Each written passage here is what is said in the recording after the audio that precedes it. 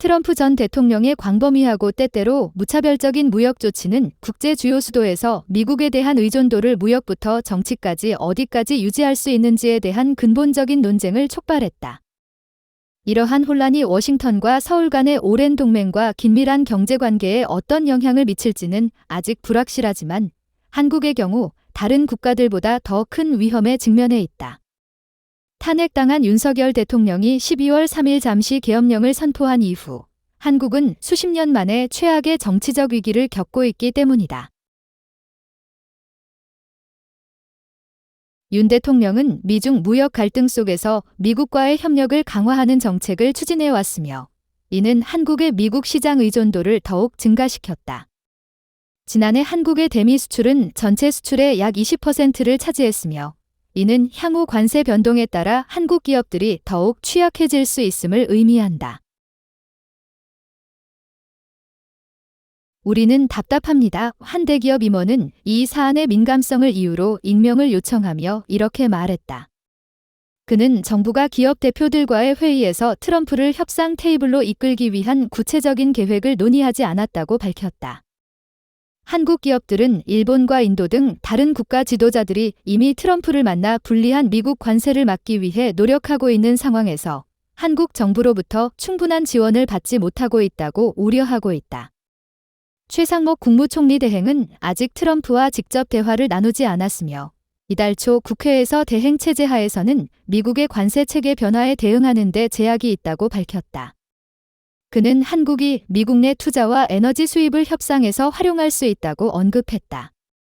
한국 산업부 장관은 이번 주 미국을 방문해 철강 관세 면제를 다시 요청하고 에너지 및 조선 분야 협력 확대 방안을 논의할 계획이라고 산업부는 화요일 발표했다. 국내 정치 위기가 얼마나 빨리 해결될지 불확실한 가운데 한국 경제단체는 삼성, LG, SK, 현대자동차 등 주요 기업 임원들로 구성된 대표단을 지난주 워싱턴에 파견했으며 이들은 하워드 루트닉 미국 상무부 장관과 회동했다고 관련 사안에 정통한 두 소식통이 전했다. 한 소식통에 따르면 이 회의에서 루트닉 장관은 미국 내 투자를 독려했다.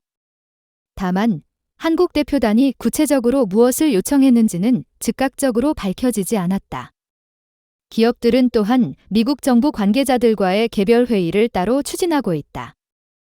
우리는 새로운 미국 행정부와의 대화를 통해 우리의 중요한 투자, 일자리 창출, 경제적 영향을 강화하려 합니다. 현대자동차의 미국 법인 전 최고 운영 책임자 CEO였으며 지난해 11월 한국 자동차 기업 최초의 외국인 현대자동차는 또한 지난해 11월 트럼프 첫 임기 당시 미국 외교관이었던 성 김 전 대사를 글로벌 정부 업무 담당 사장으로 승진시켰다. 현대차는 조지아주에서 자동차 공장 준공식을 개최할 계획이며 이에 트럼프를 초청하는 방안을 검토하고 있다고 관련 사안에 정통한 3명의 소식통이 로이터에 전했다. 그중 2명은 현대차가 트럼프를 행사에 초대하려 한다고 말했다. 트럼프 행정부가 수입관세 검토 대상으로 삼고 있는 자동차, 반도체, 철강은 한국의 주요 산업들이다. 현대자동차는 아직 행사에 대한 최종 결정을 내리지 않았다고 밝혔다. 한 대기업 임원은 계열사들이 연방정부 차원의 정치적 영향력을 확보하기 위한 노력의 일환으로 공화당이 강세를 보이는 테네시주에서 자사 투자 홍보 행사를 개최하는 방안을 고려하고 있다고 말했다. 분석가들은 윤 대통령의 탄핵 여부를 결정하는 법원 판결이 3월 중 나올 것으로 예상하고 있다. 만약 그가 대통령직에서 물러나게 되면 새로운 대통령을 선출하는 선거가 60일 이내에 실시되어야 한다. 2017년 트럼프가 첫 임기를 시작했을 당시 박근혜 전 대통령은 탄핵 심판을 받고 있었다. 그러나 당시 트럼프 행정부는 관세 정책을 보다 점진적으로 추진했으며 이에 따라 한국은 대응할 시간을 벌 수 있었다고 여한구 전 통상교섭본부장은 말했다. 덕분에 한국은 철강 관세 면제를 얻어내는 대신 대미 수출량의 상한선을 두는 쿼터를 설정하는 협상을 이끌어낼 수 있었다.